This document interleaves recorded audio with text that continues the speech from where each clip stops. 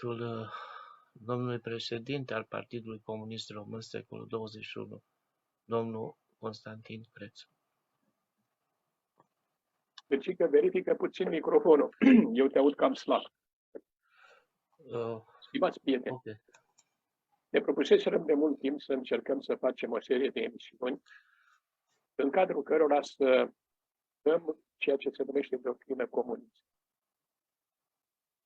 După 89, în urma lovitului de stat care s-a făcut, s-a pornit și o vânătoare de vrăjitoare în ideea că toată vina, tot rău în România provine din etapa din societatea socialistă, care, așa după cum se cunoaște, unor prieteni, în fine, deci conjunctura ar trebui să fie schimbată din România și am trecut la actuala societate capitalistă neoliberală. Modul în care punem problema este însă un mod constructiv. După cum vedeți dumneavoastră, în momentul de față, capitalismul se numește capitalism. Se numește capitalism liberal. Deci nu putem să spunem că între liberalismul clasic și liberalismul neoliberal există multe asemănări. La fel și în domeniul doctrinei comuniste, cel care a fost bazele acestei doctrine a fost Marx. Și în momentul de față vorbim de neomarxism, o teorie care nu are nimic în comun cu marxismul și care a fost creată tocmai în scopul de a permite unor personaje care constituie de fapt conglomerat al marilor firme și bănci internaționale să preia puterea. Deci, scopul acestui neomarxism nu are nimic comun cu ceea ce a fost scopul pe care îl preconizea Marx. Și scopul final este o nouă ordine mondială în care lumea să fie condusă de un număr restrâns de persoane, astfel încât evoluția care se întrevede prin această prismă nu are nimic pozitiv în ea. Asistăm deja la un început al stării acestui mod de comportament, în aceste pandemii și așa mai departe. Noi am dorit să facem o discuție pe această temă pentru că de-abia după 16, deci după 16 ani, noi am reușit să înregistrăm Partidul Comunist, să reînregistrăm Partidul Comunist în România sub denumirea de Partidul Comunist desfășurat pe CR20. Normal că înregistrarea partidului s-a făcut în condițiile impuse de legislația națională și europeană și respectăm ceea ce noi am trecut și am prevăzut în program, dar trebuie să arătăm faptul că sunt necesare multe clarificări, pentru că în cei 33 de ani din decembrie 1989, multe lucruri care s-au spus nu au nimic în comun cu realitatea, sau știți că de multe ori realitatea spusă pe jumătate nu constituie decât o dezinformare. Tocmai de aceea dorim ca cei care au argumente contra, argumente pro, să ni se alăture și să facem din această emisiune, pe care noi am dorit să o permanentizăm, în sensul de a o ține săptămânal, la o anumită dată pe care o să vă comunic. Și în cadrul căreia să facem un dialog liber, astfel încât să înțelegem dacă societatea actuală în care trăim necesită unele ajustări, iar experiența anterioară pe care noi am avut-o în România, s-a manifestat și la nivelul întregii umanități, mai merită să fie pusă în valoare sau considerăm că ceea ce este în momentul de față reprezintă apogeul dezvoltării societății și în felul acesta nu se mai poate face nimic. Deci, ca o primă concluzie, considerăm că dar nu sunt posibile, adică să ajungi la un stadiu care să nu necesită o ajustare, o modificare sau în diverse căi de a merge mai departe. Pentru că știți că și în viața fiecăruia dintre noi se spune că alergăm spre treapta de incompetență. Și în momentul în care ai ajuns acolo, sunt puține șanse de a mai face progres. Ori așa se întâmplă și în societate. Ca o concluzie putem spune că nu există o societate perfectă. Societățile sunt perfecte. Acest lucru mi l-a întărit ca convingere un material văzut astăzi, făcut de un tânăr, lucru care este foarte important, care face în momentul de față o documentare în Coreea de Sud. Salutăm și prezența domnului Zob în cadrul emisiunii. Auziți, da? Bună seara! Vă aud. Și care făceau niște constatări. Prima dată când am văzut prima parte a emisiunii, mergeau undeva într-o zonă mai puțin, într-o zonă din aceasta de favele, deci cum se întâmplă în America Latină, unde locuiește populația care are mijloace mai reduse și așa mai departe. Și am crezut prima dată că e vorba de Coreea de Nord, după aceea mi-am dat seama că era de Coreea de Sud. Ceea ce pot să spun că din tot ce s-a arătat acolo, ca o concluzie care merită subliniat, este faptul că acele persoane în vârstă, care erau obligate de împrejurări să urce pe niște scări, că totul era făcut în pantă și așa mai departe, erau totuși foarte vioaie și exact cum se practică și în China, de ore din zi făceau mișcare. Deci mișcarea fiind un element foarte important pentru om. Și putem afirma că în Asia acest lucru se întâmplă. În privința părții exact se făceau filmări din Seul, rezulta o concluzie foarte clară. După război, deci înainte de război, Coreea fusese subjugată de Japonia, fusese un regim de exploatare foarte puternic. Știm că și în prezent sunt niște situații detenționate datorită faptului că japonezii au preluat un număr mare de femei pe care le-au dus până la urmă în Japonia, o mare parte dintre ele, și a urmat un război distrugător între cele două părți și a ajuns la cele două forme de regim social, de sistem social și în prezent, deci după război și Coreea de Sud dezvoltată, se punea problema găsirii unor modalități de dezvoltare și atunci accentul a fost pus pe două lucruri: educație și muncă. Deci, din educație și muncă s-a reușit ca să se ajungă la situația care există în prezent. Iar în paralel cu munca, guvernul Coreei de Sud a pus accent pe sprijinirea investitorilor locali, cărora le-a creat avantaje foarte mari, inclusiv în anumite perioade fiind scutiți de impozite, astfel încât să se poată dezvolta. De ce spun aceste lucruri? Că putem trage niște concluzii care sunt utile și pentru lucruri pe care noi nu le facem nici în prezent. Și spunând acest lucru, mi-aduc aminte de o situație care mi s-a părut extraordinar de interesantă prin faptul că dovedea o diferență între o civilizație asiatică și civilizația noastră. Eu am crescut la țară, satul din care provin, înainte de a mă naște noi, deci înainte de 45, exista o proprietăreasă care era de pe timpul panarioților și care deținea cea mai mare suprafață de teren din sat. Până în 44, această persoană dădea în arendă cetățenilor din sat anumite suprafețe, ea făcea la capul locului, ea lua 2 coșuri și omul lua un coș. Deci, 1/3 lua omul, 2/3 lua proprietarul. Ori în Coreea, de la 1600, se ajunsese la concluzia ca oamenii să primească, să ia jumătate și proprietarul să ia jumătate. Deci aceasta este vorba de o diferență de concepție, pentru că în ceea ce spun, s-ar putea ca să mai existe și anumite persoane să zică, domnule, la ei așa, pentru că așa era tradiția și așa mai departe. Deci, în continuarea materialului făcut de acest tânăr, se arată că în momentul de față, datorită Coreea, se situează pe primele locuri în privința învățământului superior.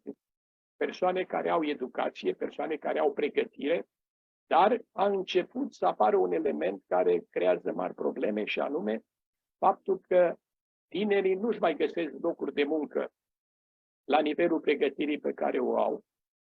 Programul de muncă nu este nici de cum de 8 ore, de multe ori duce la 16 ore. Acolo salariatul nu pleacă înaintea patronului și în anumite situații patronul invită salariații, o parte dintre ei, la anumite acțiuni, să zicem așa, la o sticlă de bere sau așa mai departe. Deci, sunt niște lucruri specifice, așa după cum a apărut și categorii sociale clase. Deci, apar clasa juriștilor, clasa doctorilor, clasa inginerilor și în felul acesta aceste stratificări sociale încep să devină tot mai pregnante, astfel încât, inclusiv la nivel de căsătorie, pe anumite repere apar mari probleme. Raportând ceea ce se întâmplă în Coreea de Sud și raportând la ceea ce a fost în România înainte de 89, și noi am pus accent pe învățământ și s-a ajuns de unde 90%, 45% erau analfabeți, s-a ajuns să avem și noi eradicarea analfabetismului, s-a ajuns la o pregătire superioară importantă pentru marea majoritate a elevilor și normal că am avut și un program de muncă care în anumite momente, mai ales în perioada în care s-a luat hotărârea să plătim acele datorii externe, ca și acolo, ca și în Coreea, depășeau programul de un lucru de 8 ore. S-a introdus, de fapt, și acel program muncă în acord, în care oamenii erau munca pe care o făceau. În Coreea nu sunt plătiți la salariu, restul e cu totul, anumite stimulente care se mai dau din când în când. Deci, ceea ce vreau să subliniez este faptul că ceea ce se reproșa, și s-a reproșat foarte mult, după 89 a fost acest program intensiv de muncă care s-a făcut, dar un program care avea o motivație atât pentru omul care muncea, cât și pentru societatea, care îi oferea omului niște condiții. Din același punct de vedere, în acest material din Coreea de Sud se sublinia faptul că această lipsă de perspectivă a locurilor de muncă, faptul că în anumite domenii s-a introdus robotizare determină la fel reducerea locurilor de muncă. Apare o anumită situație de nesiguranță. La noi, înainte de 89, problema era că statul trebuia să asigure loc de muncă pentru toți. De aici mai apărea și vorba aceea critica după 89, că datele de plată erau supradimensionate, că erau mai mulți oameni decât ar trebui să fie. Da, erau niște condiții specifice. Deci statul își propusese la timpul respectiv să dea locuri la toată lumea. Pentru că avea și un program investițional foarte mare. Și atunci nu exista șomaj. Pentru că omul își găsea loc de muncă. Având loc de muncă, îi se facilita și restul problematicii, școală pentru copii, grădinițe, o casă care se primea și așa mai departe. Deci, de paralelisme între ceea ce este Coreea de Sud în prezent și ceea ce a fost la noi. Ceea ce se întâmplă în momentul de față, mulți și-au rămas surprins că mulți din cetățeni au devenit alcoolici. Și arăta niște secvențe când pe stradă era foarte multe persoane stare de ebrietate. De asemenea, a crescut numărul bolilor mentale, deci necesitatea unor tratamente de acest domeniu. Deci toate aceste lucruri, stimați prieteni, menționăm că nu există o societate perfectă, ci există numai societăți perfecte. Și în acest context, dorim să abordăm cu dumneavoastră un lucru care foarte mulți și-l pun ca întrebare și eu am întâlnit pe foarte mulți care afirmă cu nonșalanță că doctrina comunistă a fost utopică. Eu continui să cred că doctrina comunistă a fost un ideal la care n-am ajuns și e foarte greu să se ajungă, dar care nu este imposibil. De aceea dorim ca în dezbaterile pe care le-am avea, nu trebuie să facem un monolog sau să vin eu, să vin și alți colegi să facă niște prelegeri. Dorim să facem niște dezbateri concrete, pe lucruri concrete și să tragem niște concluzii. Deci eu nu vin să spun că societatea socialistă a fost o societate perfectă. mai ales că noi am parcurs și niște etape în cadrul acestei societăți. Așa cum prevedea Marx, în evoluția societății spre comunism, există etapa socialistă, în care se manifesta lupta de clasă și dictatura proletariatului, și care la noi, a dus la niște lucruri care au fost prezentate de-a lungul timpului și a devenit un obicei de a transforma o anumită luptă a unor oameni care merită tot respectul să fie considerată lupta anticomunistă, mai ales cei care au fost în munți și așa mai departe.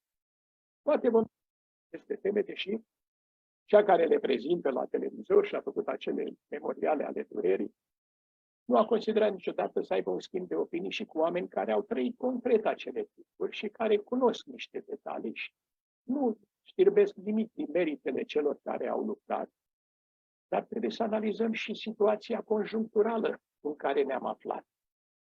Pentru că puțini își mai arată că, înainte de terminarea celui de-al doilea război mondial, pe un bilețel s-au scris niște procente.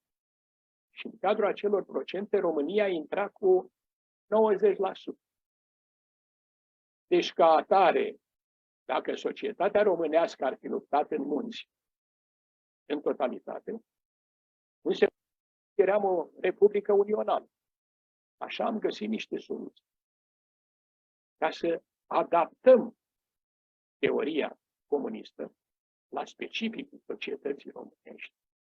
Și un lucru foarte important pe care mulți îl uită este că încă de la primul congres al Partidului Comunist Român din octombrie 1945, cel prim secretar al Partidului Comunist Român, și anume Gheorghe Gheorghiudeș, a subliniat faptul că pentru dezvoltarea României trebuie să acționăm pe două planuri: electrificare și industrie grea. După cum știm, programul de electrificare a început cu Bicazul, s-a continuat cu Argeșul, după aceea porțile de fier și restul hidrocentralelor care s-au mai făcut. Pe domeniul industriei grele, prima realizare importantă a fost combinatul de la Galați. Reșița deja avea tradiție, era în funcțiune și așa mai departe. Și în felul acesta am reușit, ca într-un anumit interval de timp, să realizăm o politică foarte puternică. De aceea, când unii spun astăzi că lasă, domnule, că se rămânea fără curent atunci. Curentul se întrerupea atunci câte o oră, 2 ore, în fine. Deci în orele de vârf, când industria trebuia să lucreze puternic și să dea prioritate. Și avea un scop în sine. Era scopul de a face producție pentru a putea să restituim datoria externă. Dar puțin știu cât din populație beneficia de curentul electric în 1945. Erau 5%. De exemplu, am crescut la lumina lumânării până la 6 ani. Aparatul de radio era un vis. Aveam așa numită celebră galenă. Ascultam la ureche. Deci, când faci o analiză și când critici un sistem, este bine să analizezi în cură și să vezi de unde am plecat și unde am ajuns. De aceea, oameni și personalități, să spunem, nu contează că sunt de dreapta sau de stânga, că există o treabă foarte clară. Respectă ca să fii respectat. Și aici aș vrea să subliniez marea probitate ca om și profesionist, Petre Țucea, care a făcut o afirmație foarte clară despre Ceaușescu. Trecând pe faptul că l-a considerat cel mai mare naționalist, iar în prezent, dacă facem o analiză, se consideră că nu există naționalism de stânga, există numai naționalism de dreapta. Deci, el lucru extraordinar.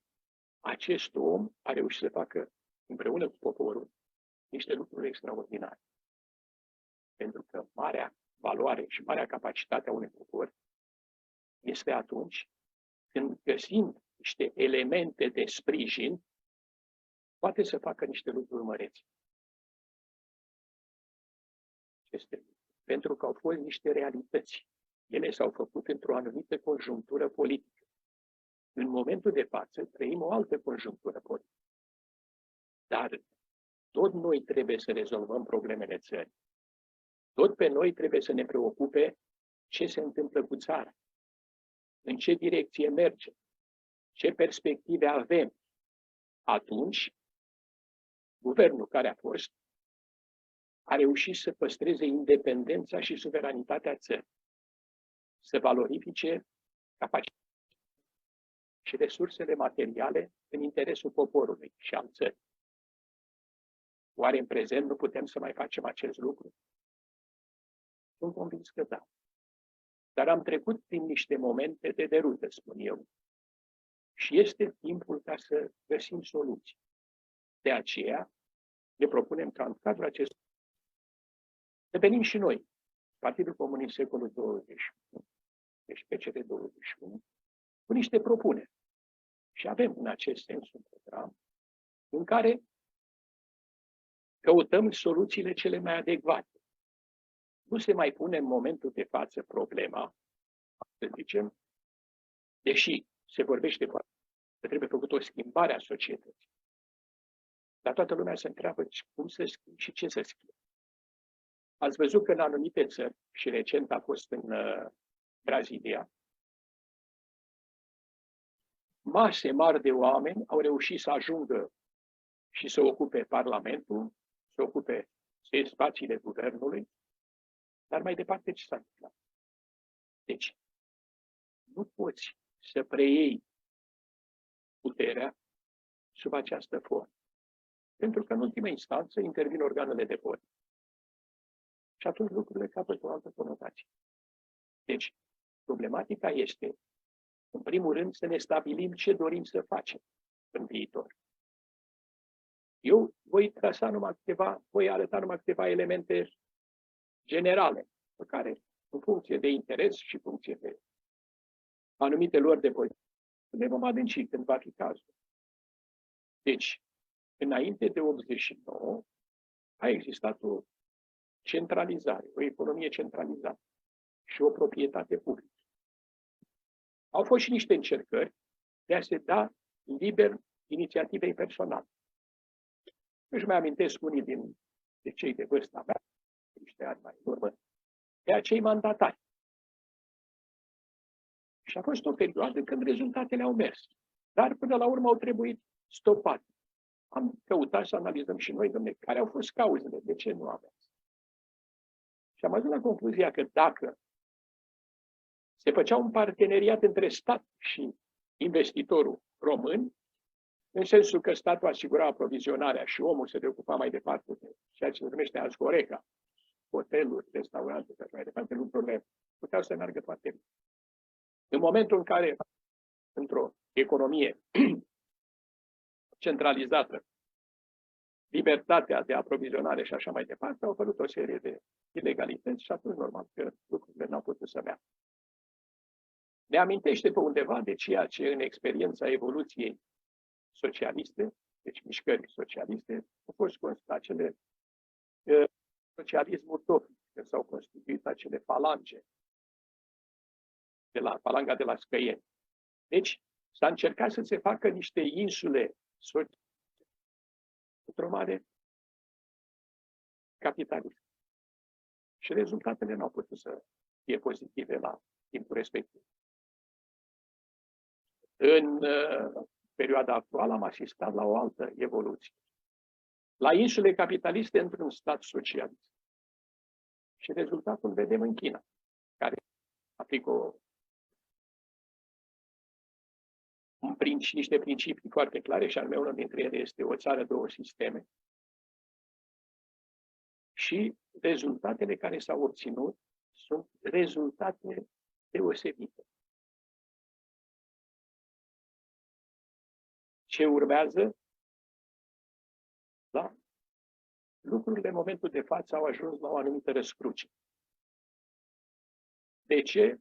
Nu stăm să analizăm acum.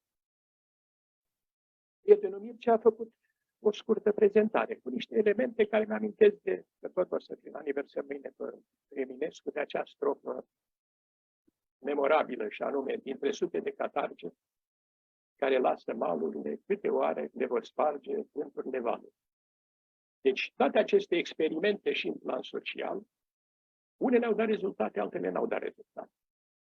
Dar ca să evoluăm, trebuie să luăm tot ce e pozitiv, să punem împreună și să mergem înainte.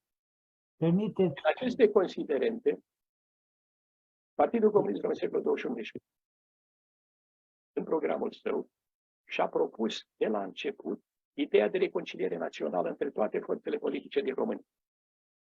Dacă e să a trecut istoric, acum, când în 2021 am devenit, deci Partidul Comunist a aniversat 100 de ani și sub denumirea de PCR 21, deci devenind un partid național și centenar,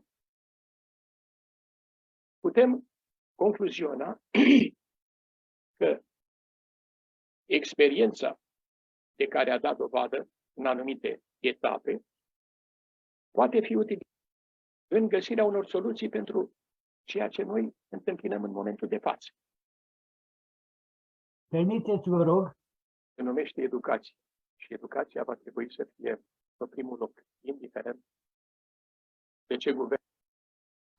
Și este una din elemente, este unul din elementele de bază din evoluției unei societăți. Fără educație nu se poate face nimic. Faptul că ați văzut de momente se urmeze acea limbă internațională Esperanto, care n-a dus la niciun rezultat. Poate acum acest amestec care se face, faptul este clar că engleza a căpătat prioritate și e folosită în majoritatea domeniilor. Nu știu dacă astăzi în școală se mai face latina, noi am mai făcut și așa și departe. Deci, societatea încearcă să se structureze pe anumite lucruri care nu sunt de condamnat. Normal, și pe timpul nostru se mergea la Paris, era cu Curcul Sion, știm cu toții piesele celebre ale lui Vasile Alexandri și așa mai departe. Deci, evoluția ei. Principalul este însă ca să dezvoltăm, să punem accent pe educație, dar aici trebuie să punem un accent pe realfabetizarea foarte multor tineri care nu mai merg la școală și de acest punct de vedere, înainte, se obișnuia când militarii făceau armata, tinerii făceau armata, era un stagiu care era de un an și jumătate, în anumite momente de 3 ani. Deci atunci se făcea și o alfabetizare. Astăzi însă socializarea oamenilor este atât de redusă încât e foarte greu să mai propui în acest lucru. De aceea, noi considerăm că în perspectivă va trebui să acționăm și în acest domeniu, atât pentru o anumită obligativitate a participării la școală în perioada elementară și poate chiar la liceu, dar și pentru stagiul militar, care este și un mod de a încerca să mai socializeze acești tineri, pentru că, așa după cum subliniam cu Coreea de Sud, deja acolo s-au făcut niște stratificări pe anumite clase. Și la noi, dacă ați constatat, există o clasă a notarilor. Deja e foarte greu să pătrunzi în domeniul ăsta al notariatului și așa mai departe. Deci este un lucru care este încurajat și care se va extinde. Așa că noi trebuie să venim cu propuneri și soluții la toată această problematică. Deci noi facem o discuție și din experiența pe care am acumulat-o de-a lungul timpului, trebuie să și avem obligația, cei puțin noi, cei de vârsta a treia, să informăm tinerii cu privire la lucrurile care au fost pozitive. Pentru că dacă nu facem noi acest lucru, pentru ei va fi foarte greu să le afle de ani, când nici generațiile lor nu o să mai fie, dar atunci va fi prea târziu. Pentru că, așa după cum am spus și în alte împrejurări, nu trebuie să ne fie rușine de ceea ce am fost. Am fost membri de partid, când am fost membri de partid, am fost oameni ai muncii și am lucrat în diverse domenii și ne-am îndeplinit atribuțiile pe care le-am avut.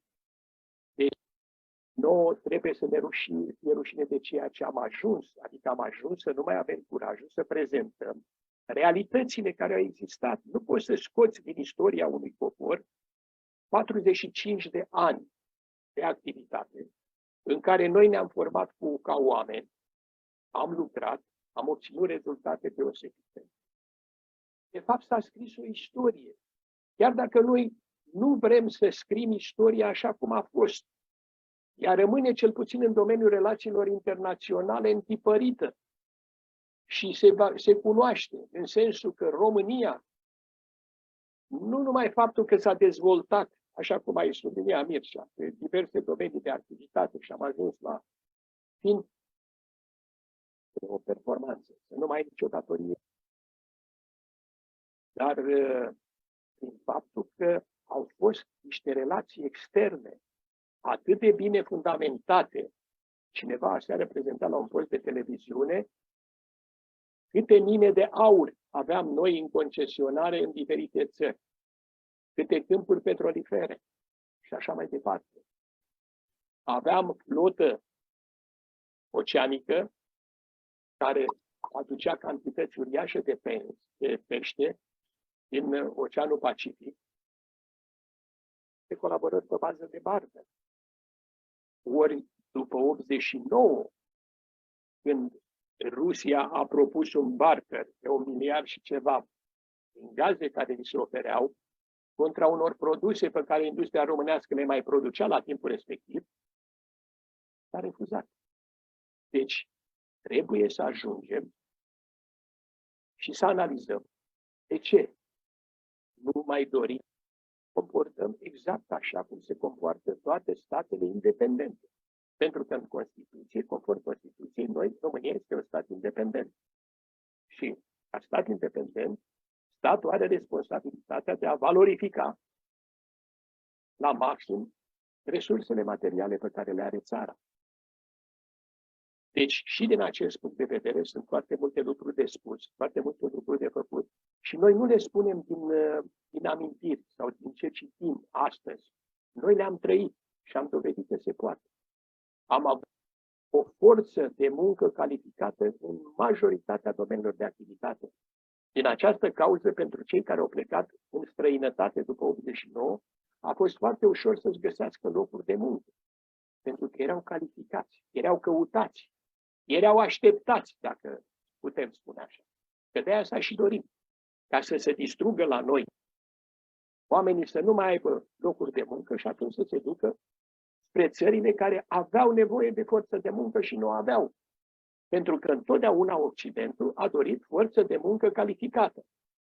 Și atunci, ori luau pe diverse domenii, cum era medicină, inginerie și așa mai departe, specialiști pe anumite domenii de activitate, iar în domeniul ăsta au luat per total forța de muncă și uitați-vă că în momentul de față peste 8 milioane de români lucrează în străinătate. Din acest punct de vedere, trebuie văzut în perspectivă ce putem face ca această forță de muncă, nu în totalitate, absurd. Unii s-au așezat foarte bine acolo unde sunt și, eu știu, vor rămâne pentru generațiile următoare. Dar mulți vor să se întoarcă și n-au unde, pentru că nu sunt condiții de lucru. Păi exact cum spuneai, Mircea, noi nu mai facem procesări, nu avem o industrie, noi avem o industrie a lemnului. Ce mobilă făceam, ce lucruri deosebite puteam realiza, pentru că dezvoltaserăm atunci și școli profesionale, și școli inginerești și așa mai departe. Aveam utilaje de prelucrare. Făceam noi fabrici în alte țări de prelucrare a produselor lemnoase a lemnului. În domeniul agriculturii, Vă rog frumos. noi exportam cantități enorme de materiale, iar acum importăm totul. Și după cum ați auzit, Uniunea Europeană va semna în curând un protocol cu Vietnamul să preia de acolo făină de gândaci, făină de greie, pe care noi, care nu mai avem făina noastră, am aluat, va fi mai mult ca sigur că vom mânca foarte mult din această făină pe care o va importa Uniunea Europeană fără să știm. Deci sunt foarte multe lucruri care impun ca generația a treia să aibă curajul să-și spună realizările pe care le-au avut și în ce condiții le-au avut. Li s-au creat niște condiții și ei, la rândul lor, au obligația de a crea aceleași condiții tineretului. Pentru că astăzi a face politică pentru generația noastră este o utopie, într-adevăr. filozofie, ci această politică. Deci așa că faci politică de dragul de a fi tu promovat pe o anumită treabă. Noi trebuie să facem politică în interesul tinerilor. Și foarte important este ca acești tineri să-și dea seama că intrându-se direct într-o politică care le prezintă interesele, atunci vor câștiga și va avea de câștigat odată cu ei și țara. Se vor crea condiții ca oamenii să nu mai plece. Se vor crea condiții ca și străinătate să vină în România. Păi vă dau un exemplu. În China, în ultimii ani, au venit peste 3 milioane de specialiști din toate domeniile de activitate, din toate țările lumii. Și vedeți ce progrese uriașe a făcut China în ultimii ani, în toate domeniile de activitate. Multe dintre ele nu sunt prezentate la noi. Dar știți foarte bine că și ăștia chinezii se lintrează pe lună. Că sunt în concurență, fac stația lor în afara spațiului și așa mai departe. Deci, noi am făcut această discuție introductivă în care am dorit să atragem atenția asupra faptului că și doctrina comunistă, ca și doctrina liberală și social-democrată, este o doctrină adaptabilă la societatea în care trăim. Scopul ei nu este altul decât de a veni cu o pozitivă din baza experienței pe care am avut-o în perioada comunismului național românesc și în felul acesta împreună să găsim soluții pentru etapa viitoare. Deci, după cum ați văzut, chiar în evoluția pe care a avut-o doctrina, să vedeți, acum am ajuns la niște anomalii, în sensul că avem partide care se numesc partide sau Partidul Comuniștilor nemarxiști. Și dacă Marx a făcut teoria Partidului Comunist, tu care ești nemarxist, nu poți să te numești comunist. Iar de multe ori, noțiunea de comunism, ca și când ar exista ceva care de la început face rău, în virtutea unor experiențe avute de-a lungul timpului, începând din 1917, dar de fapt începând din 1848, când Marx a scris teoria, Manifestul Partidului Comunist, în care, al cărui moto a fost proletari din toate țările, uniți-vă, până la Lenin, care a făcut acea revoluție din 1917. Și aici acum sunt o serie de materiale și se poate interpreta foarte multe lucruri cu privire la caracterul revoluției. El a venit cu o idee de subordonare. Deci, considerând noi am făcut revoluția, ceilalți care vin și aplică doctrina trebuie să ni se subordoneze. Și de aici au apărut neînțelegeri cu unele dintre țări, în principal China, Albania și chiar România. Chiar am fost întrebat pe această temă de faptul că, zice, dom'le, dar întotdeauna România a apărut că are probleme, mă refer aici Partidul Comunist Român, are probleme cu Partidul Comunist al Uniunii Sovietice. Și am încercat să dau câteva explicații. La un moment dat, pe timpul lui Brejnev, chiar se punea foarte accentuat problema suveranității militare. Pe această linie, României s-a propus la un moment dat să rămână țară eminamente agrară, dacă vă mai aduceți aminte de planul Vale, care chiar de Pitești erau niște părțări de naționale. Și urma ca noi să rămânem țară eminamente agrară, iar ceilalți să ne dea unul o mașină și așa mai departe. Ori Partidul Comunist Român a arătat, domnule, noi avem o forță de muncă pe care trebuie să o valorificăm. Nu poți să folosești toată lumea în agricultură, nu putem face o țară de țărani. Deci trebuie să dezvoltăm și industria și agricultura. Și au apărut aici niște elemente, la un moment dat, pentru o personalitate politică pe care eu o respect foarte mult și care, și fără respectul meu, el rămâne o personalitate politică. Și mă refer la Fidel Castro, care a venit în România și i-a reproșat lui Ceaușescu. De ce? Face fabrici de zahăr când a oferit întreaga cantitate de zahăr pe care o avem. Și atunci s-a explicat că și noi avem terenuri și avem oameni care lucrează în acest domeniu. Și prin urmare trebuie să dezvoltăm acele unități de producție. astfel încât să avem și producția internă de zahăr. Iar noi, dezvoltând industria, le putem oferi lor alte utilaje pe care la rândul lor ei pot să le folosească în agricultură. Făcând un sistem de față și ori și unde, chiar dacă o țară produce un produs, în paralel se pot importa cantități asemănătoare, că una este zahărul din sfeclă de zahăr, alta este din trestie și așa mai departe. Deci, lucrurile ca disensiuni erau legate de niște probleme de principiu. Aceasta a făcut ca România să aibă o poziție distinctă atât în cadrul colaborării economice, în cadrul CAI, cât și în cadrul colaborării pe care o făceam în cadrul tratatului de la Varșovia. Adică, dacă sistemul dorește să fie tare, mă refer la sistemul socialist, chiar în domeniul acesta, la apărare, este important ca fiecare țară să devină un element de rezistență, să aibă industrie de apărare, să aibă industrie, vorba aceea, metalurgică, industrie ușoară. Vedeți, acum mai avem și noi vreo două vapoare din astea care încă mai plutesc și sunt folosite în armate. Deci am făcut atunci avioane, am făcut elicoptere, construiam avioane. Deci, problema de principiu este că această teorie, care toate făcea parte din teoria marxistă, nu? Toți eram marxiști, toate erau partide comuniste.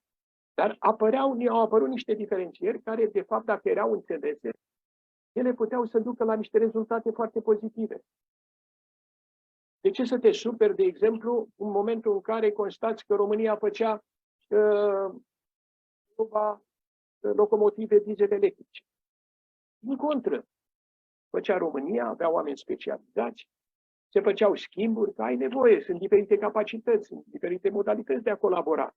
Ei, au fost anumite neînțelegeri care, din păcate, au culminat în ceea ce s-a întâmplat în 89, când, după cum știți, de discuții la nivelul conducerii postului URSS și a Statelor Unite ale Americii, când America i-a propus lui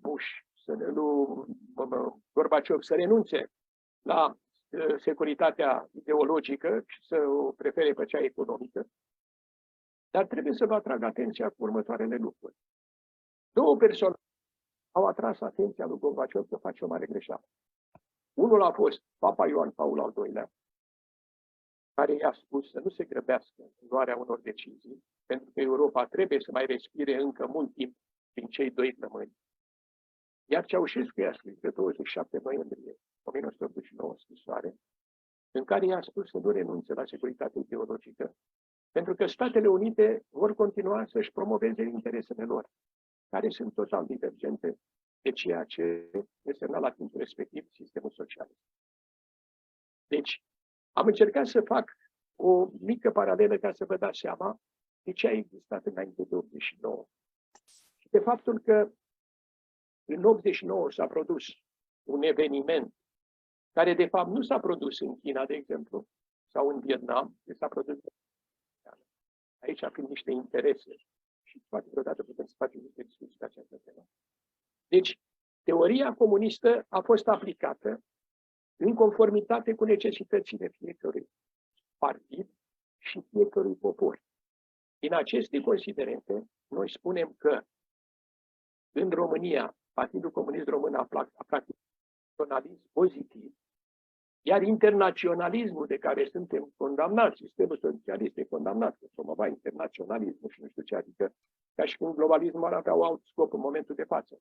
Dar noi am promovat un internaționalism prin prisma interesului național. Exact cum v-am dat exemplu cu discuția dintre Ceaușescu și Castro.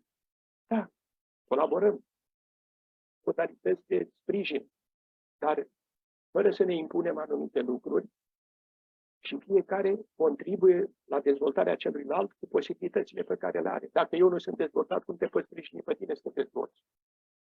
Noi am avut atâtea colaborări, am avut 49 de societăți mixte, aveam înainte de 89, în care se lucra cu 50%. Acum uitați-vă că am dat industria petrolieră pe redevențe de 3%, cu clauze contractuale care noi, care ar trebui să fim beneficiarii unor avantaje, nu le punem și nu le cerem să fie puse în practică. Și faceți o mică comparație cu Norvegia, care pentru a-și păstra și avea un mai mult control asupra naturale, au renunțat să intre în Uniunea Europeană și ei exploatează resursele minerale, deci petrolul din Marea Nordului, în procent de peste 50% în avantajul lor. Astfel, în momentul Norvegia a ajuns să aibă un fond de dezvoltare socială de peste 1000 de miliarde, analizați, 1000 de miliarde, și în fiecare lună cetățenii Norvegiei primesc o sumă de bani pentru că se consideră că petrolul ăla aparține și oamenilor.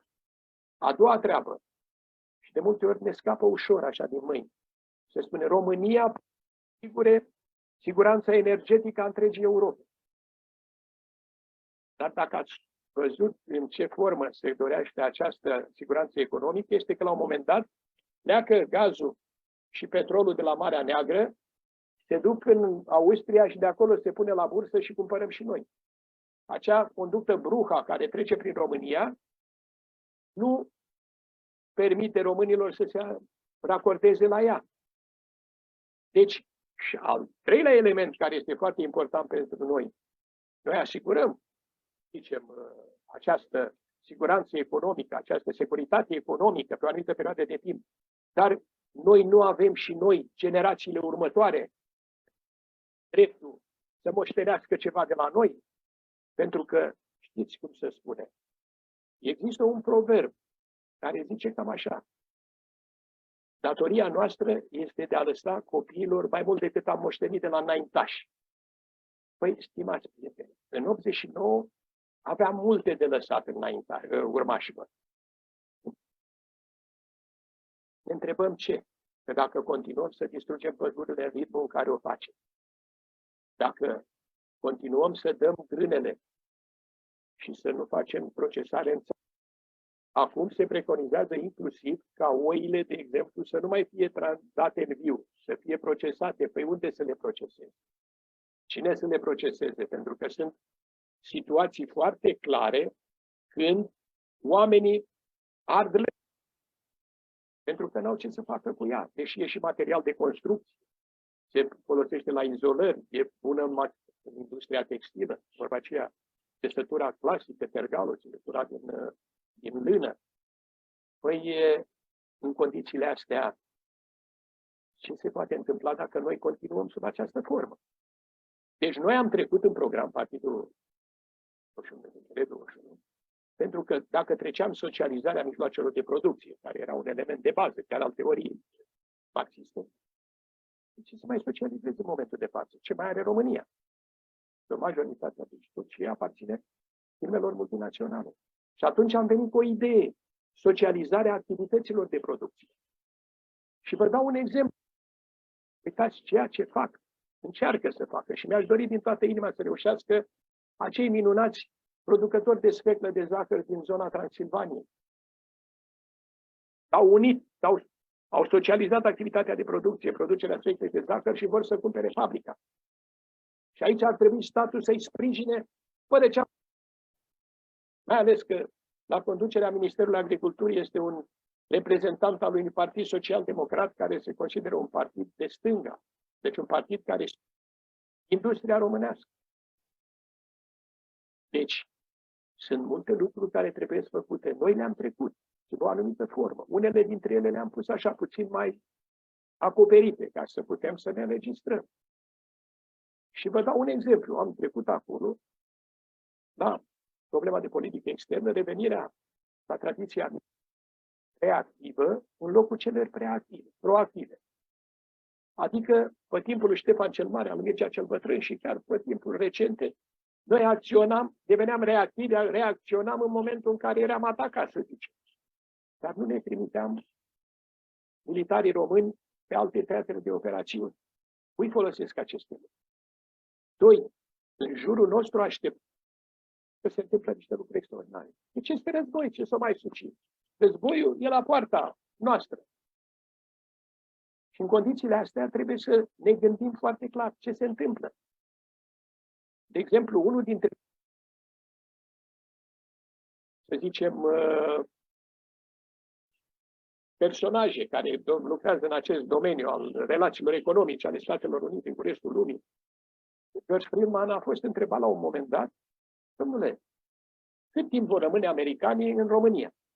Și foarte clar el a spus, domnule, atâta timp, resurse. Când nu o să mai aveți resurse, nu va mai rămâne. Și uitați-vă ce se întâmplă. S-a complicat situația în Marea Neagră, a plecat Exxonul. În paralel, pe motivații de nu știu ce natură, că nu avem autostradă de la Craiova la Pitești, și Fordul și-a vândut acțiunile către un parteneriat turc. Păi, discutam cu prietenul meu, Mircea, mai devreme. Păi, dacă voiau americanii să se facă colțul ăsta de autostradă, Pitești, Sibiu, nu se făcea și așa mai departe. Dar nu s-a dorit. Deci sunt niște elemente care trebuie să ne dea de gândit. Și respectând acele așa numite înțelegeri speciale pe care le avem, deci parteneriate strategice care le avem cu Statele Unite ale Americii și așa mai departe. Deci va trebui însă să căutăm și niște soluții pentru etapa următoare. În aceste considerente, Partidul Comunist Român secolul XXI, PCR 21, promovează în momentul de peste 2 ani de zile, promovează ideea de neutralitate activă. România se află într-o zonă politică foarte sensibilă, într-o zonă geopolitică foarte sensibilă. Suntem la granița dintre Orient, deși noi, dintr-o bornă care se află unde suntem la jumătatea distanței dintre Marea Nordului și Ural. Suntem o zonă centrală europeană. Dar depinde cum suntem considerați. De curând, a făcut o afirmație că România e țară balcanică și a avut o reacție foarte negativă. Acum, să luăm pe bune, Dobrogea este trecută în zona asta, la Balcanilor. Deci, ca tare suntem și balcani și am avut o surpriză plăcută. Când ducându-mă la o acțiune la Sofia, au apărut niște discuții pe o anumită tematică și noi am avut o anumită poziție, delegația română. Ceilalți în fine s-au mai consultat, nu știu ce, și delegația bulgară a venit de zone, dacă cea mai mare țară din Balcani adoptă poziția asta, o adaptăm și noi.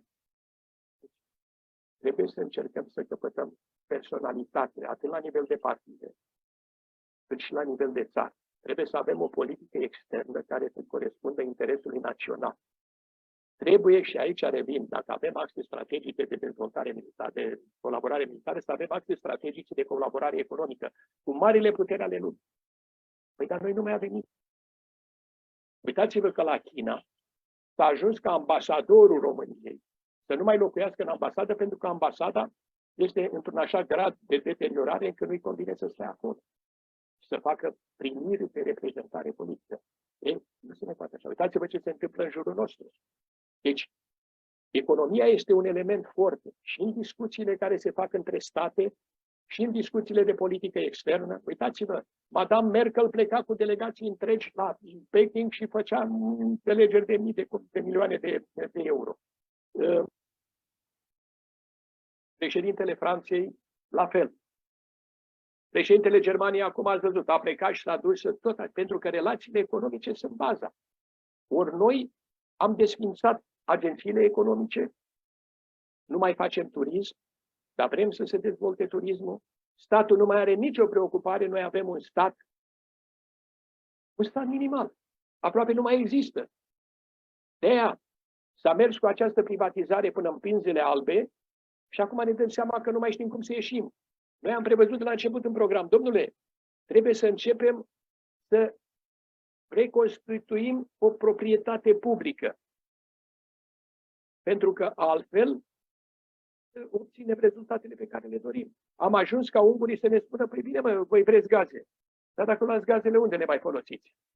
Pentru că Ungaria, care nu are pic de petrol și nu are nicio tradiție în procesarea petrolului, spre deosebire de România, care a fost prima țară din lume care a exploatat petrolul, a extras petrolul și l-a și prelucrat, la noi s-a închis Arpec.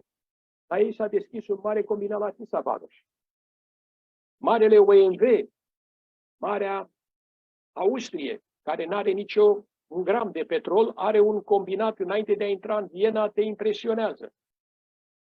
Deci, la noi s-a distrus, la ei s-a construit. Pe altă linie există o înțelegere, un acord între Germania și Ungaria, semnat pe 23 august 89, în care se spune negru pe alb. Germania va sprijini Ungaria să dezvolte mai mult în zonă, să devină un element și așa mai departe. Iar Ungaria face o politică pe care o facem în momentul de față. Când am intrat în Uniunea Europeană, s-a spus, dom'le, trebuie să intrăm acolo și în NATO. Trebuie să intrăm. Unde Ungaria, trebuie să fim și noi. Am înțeles. Păi, în momentul de față, Ungaria face comerț cu Federația Rusă, construiește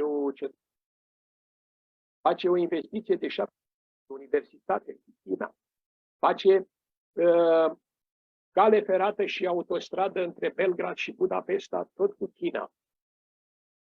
Avantajul colaborării cu China, pentru că niciun partid care a venit la guvernare n-a venit cu o propunere, domnule, deci cum faci dumneata să faci niște investiții în România, dar să nu mai crești datoria externă? Păi singura soluție este acest program de investiții, drumul mătăsii făcut de chinezi. Ei îți fac o investiție, după aia o concesionezi pe o anumită perioadă de timp și normal omul trebuie să scoată banii, dar nu mai crești datoria externă a țării.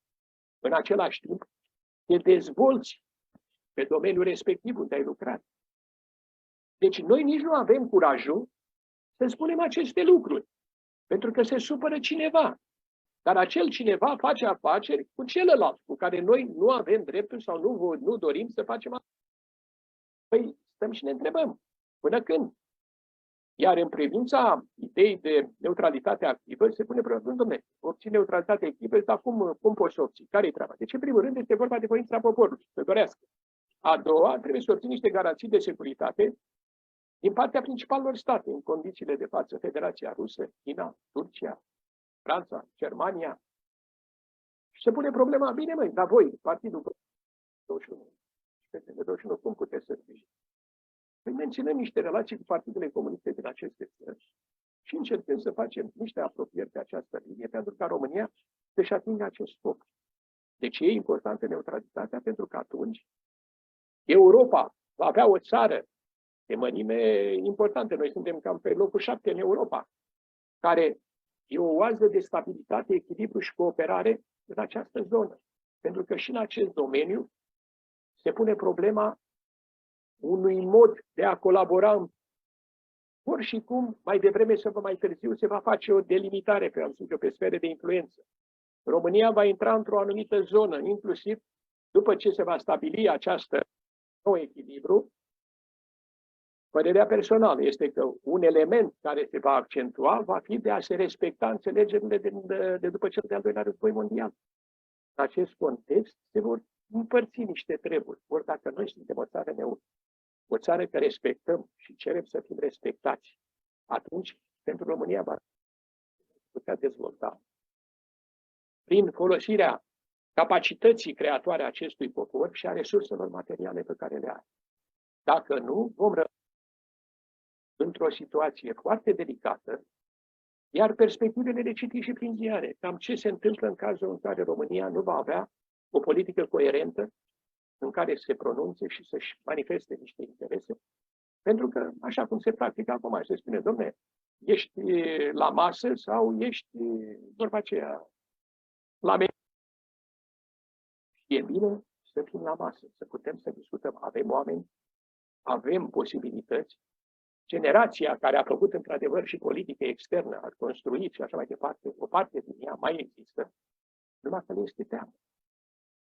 Le este teamă, ori știți dumneavoastră că cele mai mari realizări sunt proporționale cu riscul.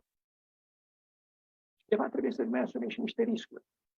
Dar eu nu consider că e un risc să te exprimi direct, să spui lucrurilor pe nume, să arăți ce a fost bun, să arăți ce a fost rău. Să dovedești că dorești binele acestei țări, adică să promovezi interesul național. Deci haideți să promovăm interesul național. În curând vom aniversa data de 24 ianuarie. Mai țineți minte versurile Horii Unirii.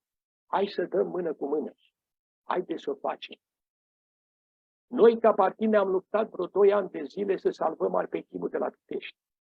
Niciun partid din cele la guvern sau din cele de opoziție nu ne-au sprijinit. Ajunseserăm la un moment dat, prin intermediul unor consilieri la Ministerul Industriei și mai departe, se cumpăraseră niște acțiuni conchim pentru Pitești, se punea o parte din rafineria de acolo, se dădea oxid de etilenă la Olchim, Râmnicu Vâlcea și se începea producția de PVC, care e atât de important pentru o țară. Păi ce credeți? Că în momentul în care s-a aflat de această înțelegere, imediat la Uniunea Europeană a apărut o adresă către Olchim în care spunea că trebuie să restituie vreo 35 de milioane de euro pe care îi primise pentru nu știu ce, pentru că... Deci, și atunci se pune o altă problemă. Cei care trebuiau să reprezinte România la Uniunea Europeană au luptat pentru drepturile României. Păi dacă noi ne ducem acolo, cum spun tot ei, să ne reclamăm, în loc să ne susținem, atunci normal că ne merităm pe undeva soarta. De aceea foarte multă lume este dezamăgită. Nu mai are încredere. Sunt unii care spun, sunt român, dar nu mai am încredere în român și așa mai departe. Dragilor, am mai trecut prin momente dificile. Românii, prin caracterul lor, sunt persoane. Adică la capitolul ăsta suntem cu toți ardeleni. Analizăm mai mult niște elemente, până ne lămurim care este treaba. Ori, țineți minte fraza celebră a lui Horea. Ei, acum, cu voie de la împăratul sau voia lui, vom porni la luptă. Haideți să pornim și noi la lupta pentru România. Să ne recuperăm bogățiile naturale, să le valorificăm în interesul României, pentru că asta este foarte important. Aici nu se pune problema, de exemplu, când aude lumea de naționalizare, zice, comuniștii vin să facă naționalizări. Dom'le, stați liniștiți. Naționalizări fac astăzi toate marile țări din lume. Acolo unde interesul național și securitatea națională e legată de anumite sectoare, se fac naționalizări.